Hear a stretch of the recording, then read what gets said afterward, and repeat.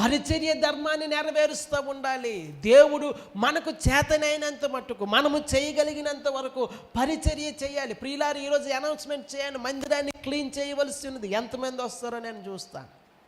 దేవుని నామానికి మహిమ కలుగును గాక.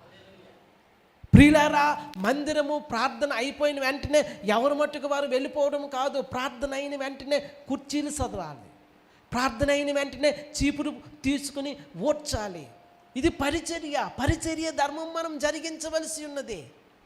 మీరు రాకముందే కుర్చీలు వేశారు, మీరు రాకముందే ఎవరో సర్ది పెట్టారు, మీరు రాకముందే ఈ ఏర్పాట్లన్నీ చేశారు. ప్రియులారా, నేను ఎప్పుడూ చెప్తూ ఉన్నాను, మీరు వచ్చిన తర్వాత అయినా దేవుని పరిచర్యలో సహకరించరా?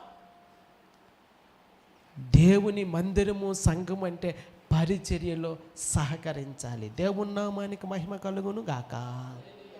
హల్లెలూయా. పరిచర్య చేయాలి.